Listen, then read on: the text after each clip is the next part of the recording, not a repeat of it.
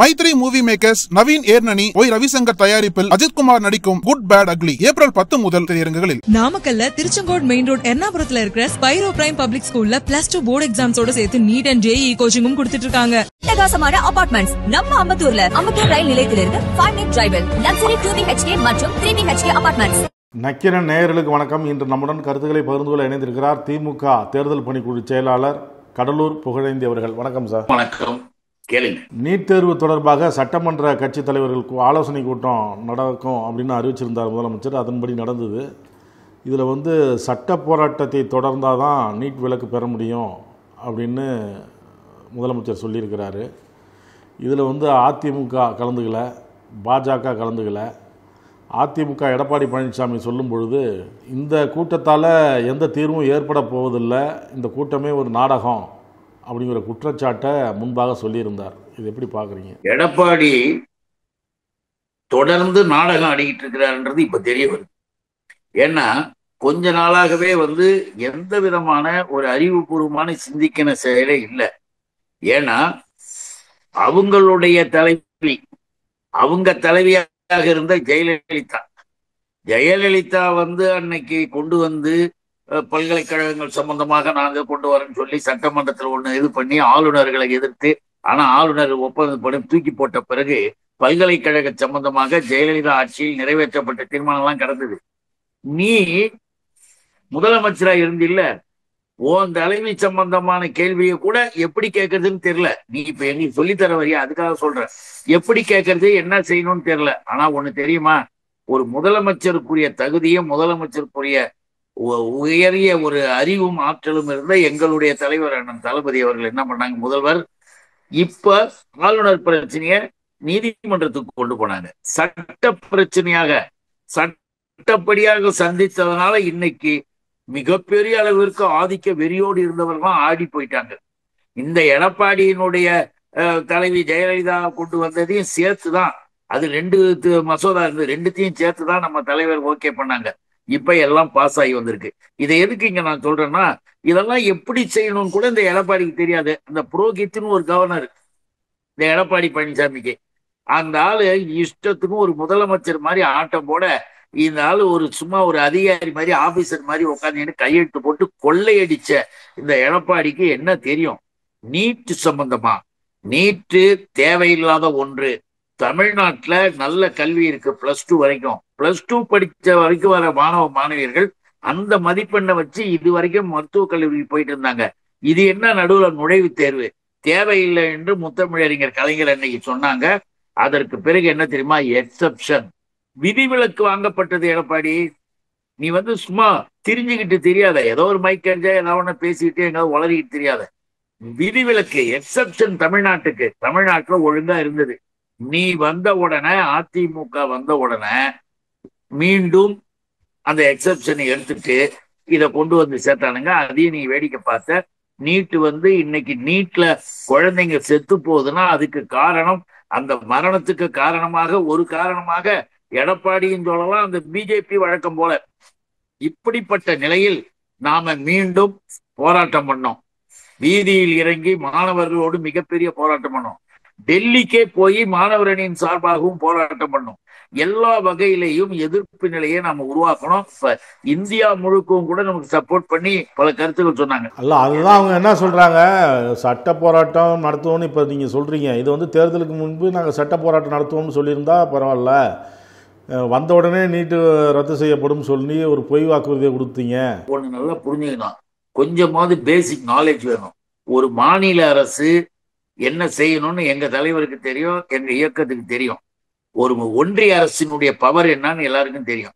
Union government செய்த வேண்டிய அந்த வேலையை நாங்க வந்தோடனே ரத்து பண்றோம் அப்படின்னு சொல்லல. அதே நேரத்துல சட்டப்படியாக அதை எப்படியும் நாங்கள் சந்திப்போம், போராட்ட களங்களில் ஈடுபடுவோம்னு கடுமையான போராட்டங்கள்லாம் செய்தோம். எல்லாமே முடிவு பண்ணும்போது எதுக்குமே அசைந்து கொடுக்காம, மக்களை பற்றியோ மாணவர்களை பற்றியோ கல்வியை பற்றியோ கவலைப்படாத யூனியன் கவர்மெண்ட் இப்படி இருக்கும் பொழுது மிருகத்தனமாக அவர்கள் நடந்து கொள்வதால் இங்க உயிர்கள் பலியாகுது.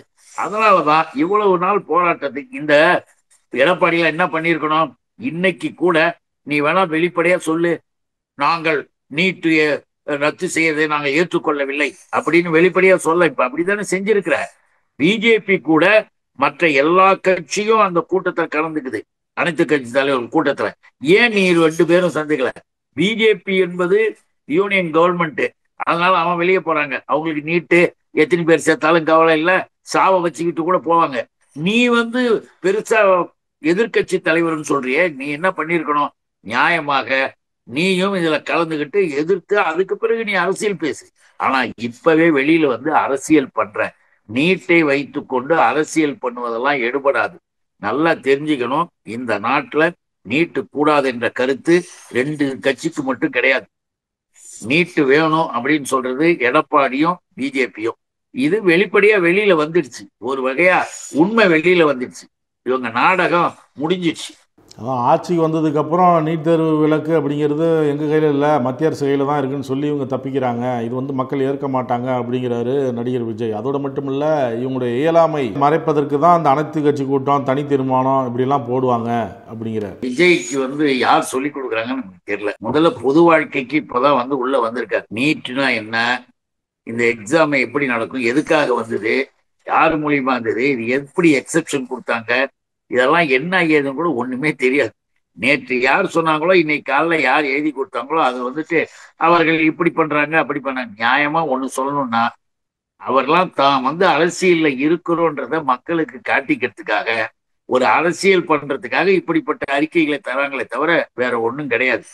அதுல இருக்கக்கூடிய சட்டபூர்வமாகவும் அரசியல் ரீதியாக பொது நன்மைக்காக நம்ம போராட்டத்துல நீ என்ன பண்ணிருக்கணும்? பொது வாழ்க்கையில உனக்கு எழுதி கொடுத்தா கூட நீ கேள்விகளை கேட்டு, நாங்கள் வீதியில் இறங்கி போராடுவோம், ஒன்றிய அரசிடமிருந்து எங்க மாணவ மாணவிகளை நாங்கள் காப்பாற்ற முதலமைச்சருக்கு கரம் கொடுப்போம், இல்ல முதலமைச்சருக்கு நீ கொடுத்தியோ கொடுக்கலையோ போ, ஆனா நீ ஒழுங்கான அரசியலா இருந்தா அதை எதிர்த்து கருத்து சொல்றதை விட்டுட்டு அதை வச்சுக்கிட்டு அரசியல் விளையாட்டு பண்றது எடப்பாடி. அந்த எடப்பாடியோட சேர்ந்துக்கிட்டு நீயும் அரசியல் விளையாட்டு விளையாண்டினா உங்கள் இருவருக்கும் பின்னால் இருக்கிற பிஜேபி வெளிப்படையா தெரிய ஆரம்பிச்சிருக்கு. அதைத்தான் இங்க நம்ம புரிஞ்சிக்க முடியும். நீட் தேர்வு குறித்து நேற்று பாஜக மாநில தலைவர் சொல்லும் பொழுது, திமுக காரங்க அவங்க கல்லூரியில் மருத்துவக் கல்லூரியில் சீட்டு அதிகமாக வேணுங்கிறதுக்காக இந்த மாதிரிலாம் எதிர்த்து போராட்டம் பண்ணுறாங்க. இந்த மாதிரி நாடகம் மாறுறதெல்லாம் விட்டுட்டு மாணவர்களை நிம்மதியாக படிக்க விடுங்க, அவங்க படித்தே பாஸ் பண்ணிடுவாங்க. நீட் தேர்வு வந்ததுக்கப்புறம் தான் மாணவர் சேர்க்கை அதிகமாக இருக்கிறதுல ஒன்று நல்லா நமக்கு தெரியுது. எதுவுமே தெரிஞ்சுக்காம எல்லா விஷயத்தையும் அரசியல் பண்றதுக்காக பேசுறது. மெடிக்கல் காலேஜஸ், மருத்துவக் கல்லூரி தமிழ்நாட்டில் அதிகம் இருக்கு. இத்தனை சீட்டு இருக்கு, இத்தனை சீட்டு இருக்குன்றதான் இடங்கள். அதுல மாணவர்களை சேர்க்கிறாங்க. மாணவர்களை சேர்ப்பது இதற்கு முன்பு இறுதி ஆண்டு படிப்பை வச்சு அதனுடைய மதிப்பெண்ணை வச்சு சேர்த்துக்கிட்டு இருந்தோம். அது கரெக்டா போய்கிட்டு இருந்தது. இப்ப தேவையில்லாத நீட்டுன்னு நாங்க ஏன் எதிர்க்கிறோம் தெரியுமா? வேணா பிடிக்கலாம், ஏன்னா இதை பத்தி எல்லாம் கவலை அவருக்கு தமிழ்நாட்டை பத்தியோ தமிழ்நாட்டு மாணவ மாணவியர்களை பத்தியோ கவலையே கிடையாது. அதுல என்ன எவ்வளவு மோசடி நடக்குதுன்னு எத்தனை விதமான விளம்பரங்கள் மூலமாகவும் மற்றும் உள்ள ஆய்வுகளின் மூலமாகவும் கண்டுபிடிச்சாங்க. நீங்க வட மாநிலங்களில் இருக்கக்கூடிய நிலை என்ன? இப்ப இன்னும் கூட சொல்லுங்க, நல்லா கொள்ளை அடிக்கிறதுக்காக பாரதிய ஜனதா காவி கூட்டம் இந்த நீட்டை நடத்துதுன்னு நான் பகிரங்கமா சொல்றேன். ஏன் அப்படி கொள்ளை அடிக்கிறாங்கன்னா, 100 சீட்டு இருக்கிற இடத்துல 200 பேரை நீட்ல பாஸ் பண்ணுவாங்க. இவனுங்க பாஸ் பண்ண வச்சுட்டு 100-400 சீட்டு இருக்கிறதுல 1000 பேரை பாஸ் பண்ண வச்சுட்டு அதுல மார்க் போடுறேன் அது போடுறேன்னு சொல்லிட்டு பணம் கோடிக்கணக்கில் லட்சக்கணக்கில் கொட்டி கொடுத்தா எம்பிபிஎஸ் சீட்டை சேர்க்கிறேன்னு நீட்டை வச்சு அதன் பிறகு கொள்ளையடிக்கிற வேலையை ஆரம்பிச்சது இந்த காவிகளின் கூட்டம். அதுல ஒரு ஆள் தான் இந்த போன்ற நபர்கள். இங்க தமிழ்நாட்டுல ஒழுங்கா ரேங்க் அடிப்படையில ஒழுங்கா நடந்துகிட்டு இருந்தது. உடனே திமுக கல்லூரியில் எப்படி, அந்த கல்லூரியில் எப்படி, தோபார் எந்த கல்லூரியாக இருந்தாலும் சரி, எங்களுடைய தலைவர் மாண்புமிகு முதல்வர் அண்ணன் தளபதி அவர்கள் மிக தெளிவாக மதிப்பெண்களை வச்சு ஒழுங்காக இடம் கொடுத்து எல்லாமே நல்லா நடந்துகிட்டு இருந்தது. அதனாலதான் இங்கு படித்த மாணவர்கள் மாணவியர்களுக்கு உலகம் முழுவதிலும் டாக்டர்களுக்கு மருத்துவர்களுக்கு உயர்ந்த இடம் கிடைச்சிது. அதே மாதிரி இருக்கக்கூடிய நிலையில நீட்டை வச்சு கொள்ளையடிக்கலான்றது பாரதிய ஜனதா. அந்த பாரதிய ஜனதாவை சேர்ந்த இந்த மாதிரி ஆட்கள் வெளி மாநிலங்கள்ல போய் எல்லா ஆட்டமும் போட்டாங்க. தமிழ்நாட்டுல ஒண்ணுமே செய்ய விட மாட்டேன்றானுங்க நம்ம கொள்ளையடிக்க அப்படின்னு சொல்லிட்டு மிரண்டு போய் உருண்டு போய் இப்படி ஒரு உளறியின் கிடக்குறாப்ல. வேற ஒண்ணும் கிடையாது. இன்னும் கூட ஒண்ணு சொல்லணும், நீட்டினுடைய கொஸ்டின் பேப்பரை கொடுத்தாங்க தெரியுமா? நம்மள கொஸ்டின் பேப்பரை லீக் பண்றது. அதை விட இன்னொன்னு என்ன பண்ணானுங்க தெரியுமா? மார்க்க மாத்தி போறது, தப்பா எழுதுன 0 மார்க் சரியாகவே +2ல ஒண்ணுமே மார்க் வாங்காதவன் நீட்ல 90% வாங்கி எம்பிபிஎஸ்க்கு போறான். இங்க +2ல 1200 மார்க்குக்கு 1100 மார்க் வாங்குறவங்கள நீட்ல ஃபெயில் பண்றேன்.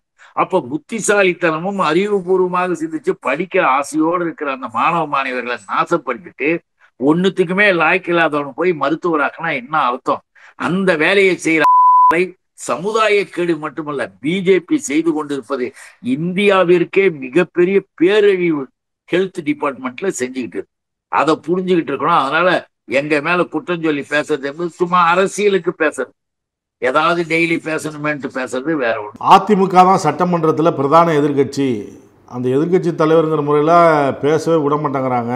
சபாநாயகர் எங்கள் உரிமையை பறிக்கிறார், ஒருதலை பட்சமாக நடக்கிறார் அப்படின்னு குற்றச்சாட்டை எடப்பாடி பழனிசாமி வைக்கிறார். அதோடு மட்டும் இல்லை, 2 தினங்களாக கருப்பு சட்டை போட்டுட்டு தான் வந்தார். ஏன்னா பேரவையில் பேச வாய்ப்பு கொடுக்க மாட்டேங்கிறாங்க அப்படின்னு சொல்லிட்டு. அழகா இந்த விஷயத்துல நம்முடைய முதல்வரை, எங்களுடைய தலைவரை நான் பெருமையோடு நினைக்கிறேன். ஒரு அற்புதமா 2 வரியில இது ஒரு விளக்கம் கொடுத்தாருங்களா. கருப்பு சட்டை போட்டுக்கொண்டு வந்திருப்பதை நான் வரவேற்கிறேன். ஏனென்றால் காவி சட்டை போடாமல் இருந்ததற்கு பெருமைப்படுகிறேன், மகிழ்ச்சி அடைகிறேன். நீ காவி சட்டை போட்டு வரதை விட கருப்பு சட்டை போட்டு வர்றது பெருசியா, கருப்பு சட்டையை நான் வரவேற்கிறேன்னு ஓங்கி அடிச்சார். அதற்கு பிறகு இன்னொன்னு சொன்னார், பேச விடலன்னு எதிர்கட்சி தலைவர் சொல்றாரு. நேற்றைக்கு கூட அவர் பேச வேண்டும் என்று கேட்ட பொழுது, அதாவது முறையில்லாமல், நானும் சட்டமன்றத்தில் இருந்திருக்கிறோம், சட்டப்பேரவையில பேசுவதற்கு நாம பேரவை தலைவர் அனுமதி கேட்டு அனுமதி வாங்கி எந்த விதமான சப்ஜெக்டா இருந்தா கூட முன்கூட்டியே சொல்ல வேண்டியதெல்லாம் சொல்லி செய்யறதெல்லாம் நிறைய இருக்கு லீகலா. இப்படி எதையுமே சட்டப்படியா பண்றது இல்லை, எதையும் முறையாக கேட்கறது இல்லை. அதுதான் நம்ம முதல்வர் சொன்னார், அவர்கள் முறையில்லாமல் பேச வேண்டும், சட்டப்படியான எதுவும் செய்யாம பேச வேண்டும் என்று கேட்டாலும் கூட பரவாயில்லை, எதிர்கட்சி தலைவர் நீங்கள் பேச அனுமதியுங்கள் என்று நான் கேட்டுக்கொண்டதற்கு இணங்க நீங்கள் பேச அனுமதித்தீர்கள். நீங்க சொன்னதற்கு பிறகு நான் சொன்னதை கேட்டு நீங்க அனுமதிச்சீங்க, எதிர்கட்சி தலைவரும் பேசினார். இது எல்லாருக்கும் தெரியும். ஆனா இப்படியெல்லாம் நடந்துகிட்டு இருக்கிறதெல்லாம் எல்லாம் உலகம் பார்த்துக்கிட்டு இருக்கு. வெளியே போய் என்னை பேச விடல, உன்னை பேச விடலன்னு ஏதோ ஒண்ணு கிடக்க ஒண்ணு உளறிக்கிட்டு இருக்கிறார் தவிர அதில் எந்த விதமான உண்மையும் கிடையாதுன்னு முதல்வரே அதுக்கு பதில் கொடுத்துட்டார். முதலமைச்சர் பேசினதா சொன்னீங்க, கரும்பு சட்டை போட்டு வந்தாங்க, நல்ல வேலை காவி நிறம் போடாமல் வந்தாங்களே அப்படின்னு சொல்லி முதலமைச்சர் சொன்னதா சொன்னீங்க. இது குறித்து எடப்பாடி பழனிசாமி பேசும்பொழுது அவையில் எங்களை உட்கார வச்சுட்டு இந்த மாதிரி பேசுங்க, அப்போதான் நாங்கள் பதில் தர முடியும், வெளியில் அனுப்பிட்டு அதுக்கப்புறம் இந்த மாதிரி பேசுகிறாரு, அவையில் பேசுறதுக்கு அனுமதி தந்தாதான் நாங்கள் பதிலடி தர முடியும், நேரடியில் காட்டுறேன்னு சொன்னீங்க, எதிர்கட்சிகள் உட்பட பேசுறது எல்லாத்தையுமே இப்போ பேசுறதை காட்ட மாட்டேங்கிறீங்க, அமைச்சர்கள் பேசுறது திமுகவினர் பேசுறது மட்டும் தான் காமிக்கிறீங்க அப்படிங்கிற இந்த பேட்டி இப்ப நீங்க சொன்னதை பத்திரிகையில வந்திருக்கு. இதுக்கு பேரவை தலைவரே பதில் சொல்லிட்டார். முழுவதுமாக முற்றிலுமாக தவறுதலாகவும் பொய்யாகவும் ஏன் எதிர்கட்சி தலைவர் பேசுறார்? உங்களுடைய உறுப்பினர்கள் பேசுவதும் நேரலையில இருக்கு.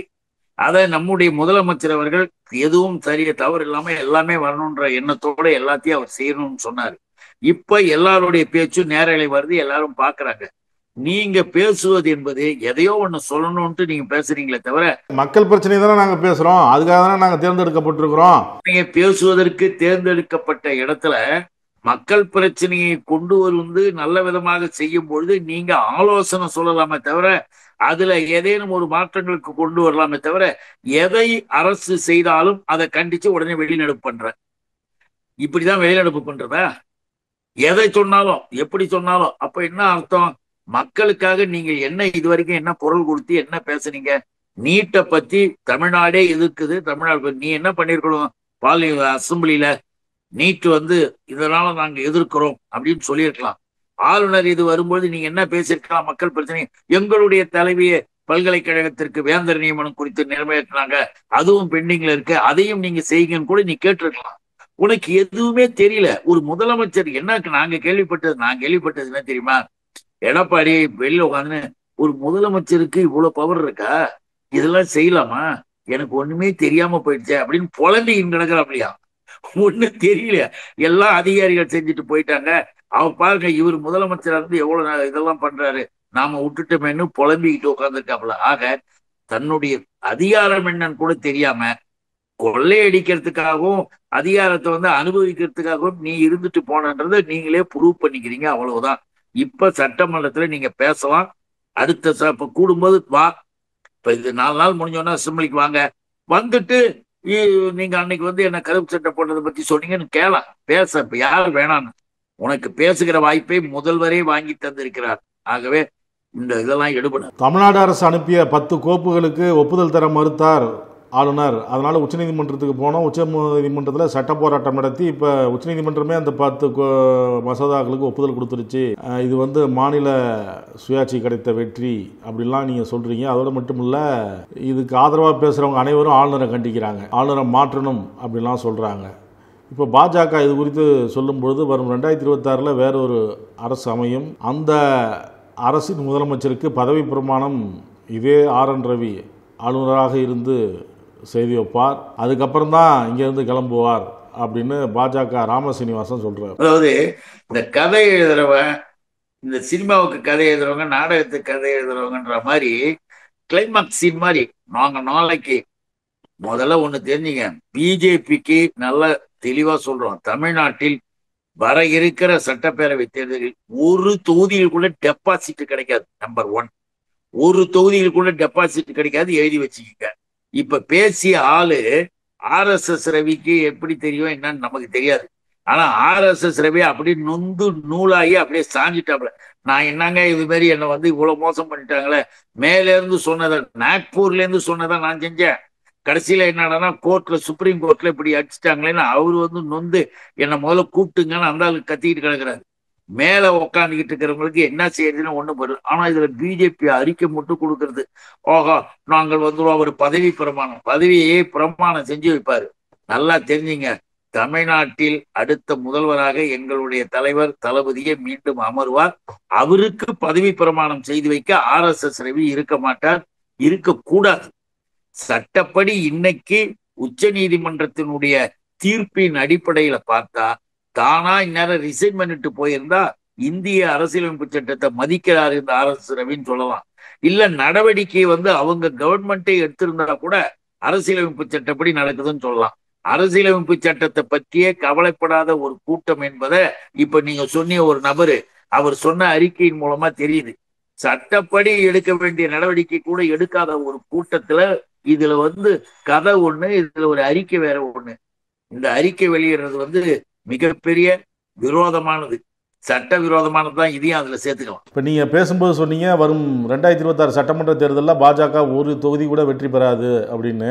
கடந்த மாதம் அமித்ஷா சொல்லும் பொழுது தமிழகத்தில் தேசிய ஜனநாயக கூட்டணி ஆட்சி அமையும் அப்படின்னு சொன்னார். அதோடு மட்டும் இல்லை, இப்போ சென்னைக்கு வர இருக்கிறார். முன்னதாக நேற்று அவர் ஒரு நிகழ்ச்சியில் பேசும்பொழுதும் தமிழகத்தில் இந்த பாஜக தலைமையிலான கூட்டணி ஆட்சி அமைக்கும் அப்படின்னு மீண்டும் சொல்லியிருக்கிறார். அவர் வந்து ஒரு கட்சியினுடைய ஒரு தலைமை பொறுப்பு தலைவர். அவர் வந்து பின்ன உண்மையை சொல்றேன்ட்டு பிஜேபி வராதுங்க, நாங்களாம் ஜெயிக்க மாட்டோங்க, எங்களுக்கு ஒண்ணும் வராது, ஏதோ 4 கட்சி கூட்டணி சேர்த்துக்கிட்டு 2 சீட்டு வருமானு பாக்குறதுக்காக வரேன் அப்படின்னு நம்ம சொல்லுவாரு.